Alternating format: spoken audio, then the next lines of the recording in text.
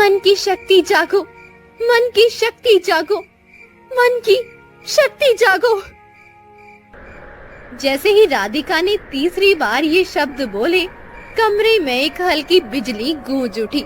उसकी हथेली में रखी मिट्टी अचानक गायब हो गई। एक छोटे से गांव में, जहां चारों तरफ हरियाली फैली हुई थी, वहां एक घर में 3 औरतें रहती थी। राधिका, उसकी सौतेली माँ विमला और उसकी सौतेली बहन रश्मि। राधिका की माँ बहुत साल पहले गुजर गई थी। उसके पिता ने विमला से दूसरी शादी की थी, मगर कुछ साल बाद पिता भी इस दुनिया को छोड़ गए। अब राधिका बिल्कुल अकेली थी।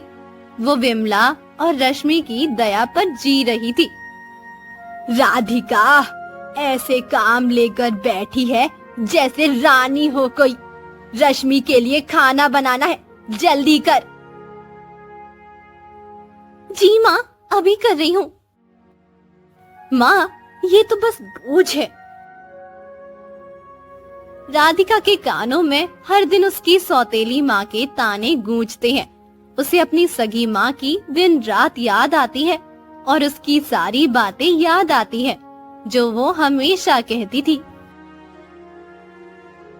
हमेशा याद रखना बेटा, सच्चाई और सहनशीलता सबसे बड़ी ताकत होती है।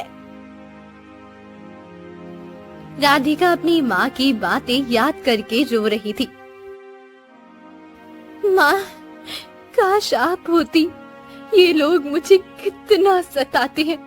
मैं बहुत थक गई हूँ माँ, मैं बहुत थक गई हूँ। मुझे नहीं जीना माँ। राधिका की सिसकियाँ कमरे में गूंज रही थी। तभी खिड़की से हल्की सी हवा का झोंका आता है। राधिका ने सिर उठाकर देखा तो उसे महसूस हुआ जैसे कोई उसे पुकार रहा हो। कौन है वहाँ? हाँ? राधिका उस आवाज का पीछा करते हुए बाहर निकलती है। डरो मत बेटी, मैं तुम्हारा कुछ नहीं बिगाड़ूंगी। कौन हो तुम? हाँ? मैं वो हूँ जो तुम्हारी दुख भरी आवाज सुन सकती है। मैं वो हूँ जो तुम्हें तुम्हारे दर्द से मुक्त कर सकती है, जो तुम्हारी हर समस्या का समाधान कर सकती है। क्या तुम मेरी मदद करोगी? हाँ बिल्कुल, मैं तुम्हारी मदद जरूर करूंगी। विमला और रश्मि घर के अंदर बैठी बातें कर रही थी। माँ, कब तक ये राधिका हमारे सिर पर सवार होगी? हर वक्त बस वो रोती रहती है। उसका मुंह देखकर मुझे उससे नफरत हो गई है। चिंता मत कर बेटी, एक दिन ऐसा आएगा जब ये खुद इस घर से चली जाएगी। कुछ लोग ऐसे भी होते हैं जिन्हें रास्ता दिखाना पड़ता है। मैं भगवान से प्रार्थना करूंगी वो दिन जल्दी आए। विमला अपने दिमाग में नई चाल सोच रही थी और रश्मि को अपनी माँ पर पूरा भरोसा था, मगर उन्हें नहीं पता था कि बाहर राधिका की किस्मत ने नया मोड़ ले लिया है। तुम्हारी तकलीफें मैंने सुनी है बेटी, मगर याद रखो मेरी मदद के बदले तुम्हें भी कुछ करना होगा। मेरे पास कुछ नहीं है तुम्हें देने के लिए, और मुझे तुमसे कुछ नहीं चाहिए। बस इतना कर दो कि मेरी सौतेली माँ और बहन मुझे ताना ना मारे, मुझे इतना दर्द ना दे। ठीक है, तुम्हारी ये इच्छा पूरी कर दूंगी, मगर ध्यान रखना, हर जादू की एक कीमत होती है, कीमत। सोच लो, क्या तुम तैयार हो? कीमत? कैसी कीमत? तुम्हें खुद को जादुई ताकत के हवाले करना होगा, तभी तुम्हारी सारी इच्छाएं पूरी हो सकती हैं। मैं तैयार हूँ। राधिका ने खुद को उस अजनबी ताकत के हवाले कर दिया। उसे नहीं पता था कि उसका ये फैसला उसके जीवन को हमेशा के लिए बदलने वाला है। राधिका की आंखों में आंसू थे, लेकिन उसके दिल में उम्मीद जाग उठी थी। जादूगरनी ने उसकी हथेली पर चमकदार मिट्टी रखी और धीरे से फूंक मारी। हवा में हल्की सी बिजली चमकी और राधिका की आंखों के आगे सब कुछ घूमने लगा। कल रात को जब चांद अपने पूरे आकार में होगा, तुम्हें 3 शब्द बोलने होंगे। मन की शक्ति जागो। ये शब्द तुम्हारी असली ताकत को जगाएंगे, लेकिन याद रखना, इस ताकत का इस्तेमाल सिर्फ सही वजह के लिए करना। अगर गलत रास्ते पर गई तो सब उल्टा हो जाएगा। क्या मैं कर पाऊंगी? अगर दिल सच्चा है तो सब कुछ हो सकता है, और तुम एक सच्ची लड़की हो। सुबह का समय था। रश्मि और विमला हंस रही थी। राधिका चुपचाप काम कर रही थी। देखा रश्मि, कैसे ये राधिका दिन रात काम में लगी रहती है। माँ, हम इसे घर की नौकरानी बुलाना शुरू कर दे। इसको नौकरानी बुलाने की क्या जरूरत है? ये हमारी नौकरानी ही है। बस अब बहुत हो गया। आज रात मैं वो शब्द बोलूंगी और सब कुछ बदल दूंगी। रात के समय राधिका दिए के सामने बैठ गई। हाथ में वो चमकदार मिट्टी थी और बाहर पूरा चांद चमक रहा था। मन की शक्ति जागो, मन की शक्ति जागो, मन की शक्ति जागो। जैसे ही राधिका ने तीसरी बार ये शब्द बोले, कमरे में एक हल्की बिजली गूंज उठी। उसकी हथेली में रखी मिट्टी अचानक गायब हो गई और उसके चारों तरफ सुनहरी रोशनी फैलने लगी। राधिका उठती है। उसे महसूस होता है कि उसकी ताकत जाग गई है। जैसे ही वो पानी का घड़ा उठाने की सोचती है, वो अपने आप उठ जाता है। जैसे ही वो सोचती है कि झाड़ू लग जाए, झाड़ू अपने आप चलने लगता है। ये तो सच में हो रहा है। राधिका ने महसूस किया कि उसके विचारों में अब ताकत है। वो जो भी सोचती है वो अपने आप होने लगता है। मगर उसने खुद से वादा किया, मैं इस ताकत का इस्तेमाल सिर्फ अपनी रक्षा के लिए करूंगी, सिर्फ अपनी रक्षा के लिए, बदला लेने के लिए नहीं। दूसरी सुबह फिर रश्मि और विमला राधिका पर अत्याचार करते हैं। कामचोर लड़की, कब तक ऐसे ही आराम करेगी? उठ जल्दी से, सुबह का नाश्ता बना जल्दी। मेरे लिए गरम गरम पराठे बनाना। राधिका अपनी जादुई शक्ति का प्रयोग करके गर्मा गर्म पराठे बनाती है और सारा काम चुटकियों में पूरा कर लेती है। माँ देखो, राधिका बिना हाथ लगाए कैसे काम कर रही है। ये जरूर इसकी कोई चाल है। माँ, मैंने अपना पूरा काम कर लिया है। अब आप मुझे परेशान मत कीजिएगा। तुम मुझे सिखाएगी? तेरी हिम्मत कैसे हुई? विमला राधिका को थप्पड़ मारने की कोशिश करती है, मगर उसका हाथ हवा में ही रह जाता है। ये क्या हो रहा है? मेरी माँ को छोड़ दो राधिका। विमला और रश्मि दोनों को राधिका की ये नई ताकत अखरने लगी। उनकी जलन बढ़ गई और अब उन्होंने राधिका को सबक सिखाने की ठान ली। माँ, इसके पास ये जादू ये कहाँ से आया? हो ना हो, ये जंगल की इस जादूगरनी के पास गई होगी। कल मैं पंडित जी को बुलाऊंगी और इसे घर से बाहर निकाल दूंगी। राधिका की जिंदगी में आई छोटी सी रोशनी अब फिर खतरे में पड़ने वाली थी। विमला की चालें और रश्मि की जलन दोनों मिलकर राधिका के लिए मुश्किलें खड़ी करने वाली थी। राधिका खिड़की से बाहर चांद को देख रही है। उसके मन में डर था। उसे जादूगरनी की चेतावनी याद आ रही थी। गलत रास्ते पर गई तो सब उल्टा हो जाएगा। मुझे क्या करना चाहिए? क्या मैं जादू का इस्तेमाल करूं या फिर खुद ही सब सहन करूं? क्या मैंने अपनी माँ और रश्मि के साथ गलत किया है? ये सब सोचकर राधिका की आंखों से आंसू बहने लगे। मगर तभी खिड़की के पास हल्की सी रोशनी चमकी और एक धीमी आवाज आई। डरो मत राधिका, डरो मत। तुमने कुछ गलत नहीं किया। मगर मैंने जो किया है वो भी तो सही नहीं था ना।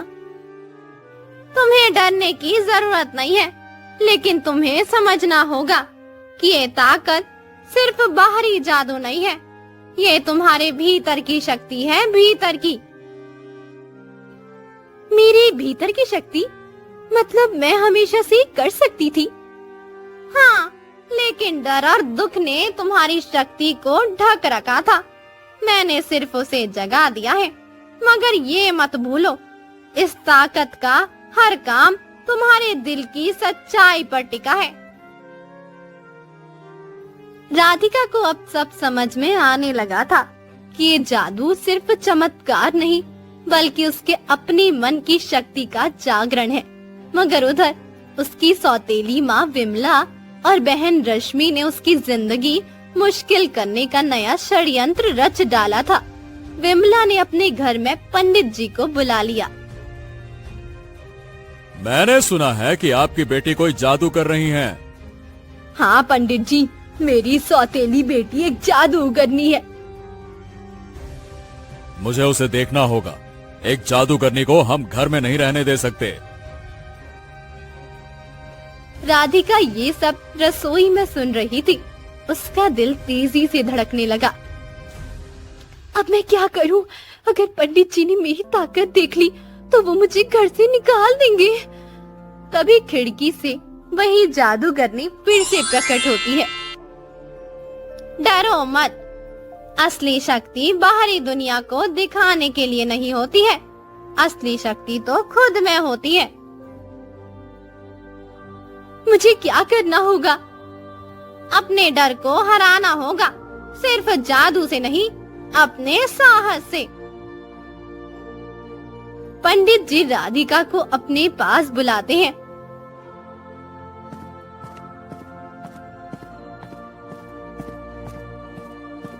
राधिका, अपने हाथ फैलाओ। मैं मंत्र पढ़कर देखूंगा कि तेरे भीतर कौन सी शक्ति है। अब इस लड़की की सच्चाई सबके सामने आएगी। पंडित जी मंत्र पढ़ने लगते हैं। राधिका के माथे पर पसीना आ रहा है। वो अपनी आंखें बंद करती है और मन ही मन खुद से कहती है, मुझे डरना नहीं है, मुझे डरना नहीं है, ये मेरी अपनी शक्ति है। अचानक मंत्र के बीच हवा में एक तेज झोंका आता है। पंडित जी के हाथ से माला गिर जाती है और उनका चेहरा डर से पीला पड़ जाता है। ये लड़की कोई भूत या राक्षसी नहीं है। इसके चारों तरफ उत्तम तेज है। क्या मतलब? मतलब ये कि इसका दिल बहुत सच्चा है। अगर इसमें कोई शक्ति है तो वो भगवान का वरदान है, कोई अभिशाप नहीं है। रश्मि और विमला के चेहरे उड़ गए। उनकी चाल उल्टी पड़ गई। राधिका ने पहली बार महसूस किया कि अपनी सच्चाई के बल पर वो दुनिया का सामना कर सकती है। रात के समय राधिका खिड़की के बाहर देख रही थी। तभी जादूगरनी फिर प्रकट हो गई। देखा, मैंने कहा था ना, तुम्हारे भीतर की ताकत ही तुम्हारी असली ढाल है। मैं अब सब समझ गई हूँ। मुझे अपने दिल की ताकत पर भरोसा करना चाहिए। ना कि सिर्फ जादू पर। बहुत खूब, अब तुम अपनी मदद खुद करोगी। राधिका को नहीं पता कि असली मुसीबत अभी आनी बाकी। विमला और रश्मि हार मानने वाले नहीं हैं। वो अब कोई और कई ज्यादा खतरनाक चाल चलने वाले हैं। माँ, अब क्या करें? वो पंडित वाला प्लान भी फेल हो गया। अब मैं खुद जाऊंगी और उस काली जादूगरनी से मिलूंगी जो असली काला जादू जानती है, जिससे पूरा गांव डरता है। माँ, क्या आप सच में ऐसा करेंगी? हाँ, क्योंकि इस बार मैं राधिका को हमेशा के लिए खत्म कर दूंगी। रात जब राधिका चैन से सो रही थी, विमला चुपके से जंगल की ओर निकल गई और उसकी मंजिल थी एक भयानक काली जादूगरनी जो सिर्फ तबाही मचाना जानती थी। रात का समय था, चांद बादलों के पीछे छुपा हुआ था। तभी विमला अकेली जंगल में जा रही थी। उसकी आंखों में नफरत की आग थी। उसके मन में बस एक ही इरादा, राधिका को हमेशा के लिए मिटा देना। काली जादूगरनी, काली जादूगरनी, मुझे तुम्हारी मदद चाहिए। तभी झाड़ियों के पीछे से डरावनी हंसी गूंजती है। पेड़ों के पीछे से एक जादूगरनी बाहर आती है। उसकी डरावनी आंखें, बाल बिखरे और हाथों में एक टेढ़ी लकड़ी की छड़ी है। तो कौन है जो मुझे जगाने आई है? मैं एक माँ हूँ। मेरी सौतेली बेटी राधिका, वो हमारे लिए मुसीबत बन गई है। उसके पास कोई जादुई शक्ति है। मैं उसे खत्म करना चाहती हूँ। इंसानी ईर्ष्या सबसे बड़ा हथियार है। चल, मैं तुझे ऐसा अस्त्र दूंगी जिससे वो लड़की हमेशा के लिए मिट जाएगी। विमला ने अपनी हथेली आगे बढ़ाई। काली जादूगरनी ने उसमें काली राख रखी। ये राख उसके खाने में मिला देना। उसका शरीर गलने लगेगा, उसकी आत्मा तड़प उठेगी और वो खुद तुझे छोड़कर भाग जाएगी।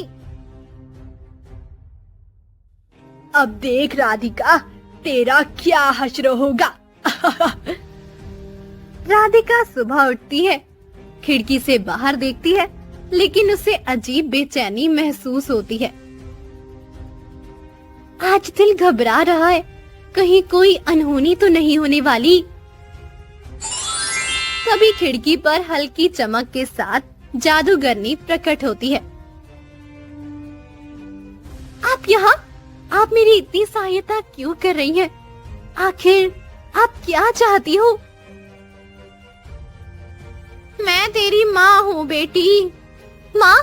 मगर ये कैसे हो सकता है? मेरी माँ तो मर चुकी है। हाँ, मैं मर चुकी थी, मगर कुछ लोग मर के भी अमर होते हैं। मुझे भगवान ने एक शक्ति दी है जिससे मैं अच्छे लोगों की मदद कर सकती हूँ। मगर सावधान रहो राधिका, आज घर में मौत की परछाई घूम रही है। मौत की। क्या मतलब है माँ? तुम संकट में हो, बस होशियार रहना। विमला अपनी बेटी को काली जादूगरनी के बारे में बता देती है। माँ, क्या ये सच में काम करेगा? आज के खाने में मैं इसे मिलाने जा रही हूँ। उसके बाद राधिका की सारी शक्तियाँ खत्म हो जाएगी और वो मर जाएगी। विमला काली राख को खाने में मिलाती है और थाली में सजाकर राधिका के कमरे में भेजती है। राधिका जैसे ही खाने के लिए हाथ बढ़ाती है, जादूगरनी की आवाज गूंजती है। रुको, इस खाने में जहर है। मैंने तुमसे कहा था ना कि तुम संकट में हो। खाने में जहर? तभी राधिका थाली लेकर सीधे माँ के पास आ जाती है। माँ, ये खाना आपने मेरे लिए भेजा था। क्या हुआ? तू खाना क्यों नहीं खा रही? माँ, मुझे पता चल गया है, आपने इसमें जहर मिलाया है। राधिका की बात सुनकर विमला और रश्मि हैरान हो जाती है। नहीं, ये सब झूठ है। माँ, मैं सब जानती हूँ। तभी राधिका की आंखों में अचानक एक रोशनी चमकती है। वो अब डरपोक लड़की नहीं रही थी, उसके भीतर आत्मविश्वास और शक्ति का संगम था। राधिका अपनी आंखें बंद करती है, हाथ फैलाती है और मन ही मन मंत्रों को दोहराती है। चारों तरफ सुनहरी रोशनी फैलने लगती है। माँ, अब इस घर में काला जादू नहीं चलेगा।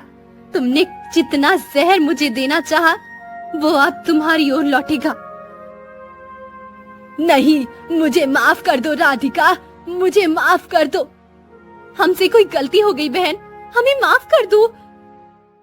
राधिका अपनी शक्ति से उन्हें नुकसान नहीं पहुंचाती है, लेकिन उन्हें उनकी गलती का एहसास करा देती है। वो अब समझ चुकी थी, बदला लेना सही रास्ता नहीं है। हमें माफ कर दो राधिका, अब हम कोई गलत काम नहीं करेंगे बेटी। अब हम सब मिलकर रहेंगे। राधिका उन्हें कुछ नहीं कहती है और वहाँ से चली जाती है। आज तुमने असली जीत हासिल की है राधिका। बदले की आग में जलने के बजाय माफ करने की ताकत दिखाई है, माफ करने की। मैं चाहती हूँ कि अब मेरा परिवार बदल जाए, मेरी माँ मुझसे प्रेम करे।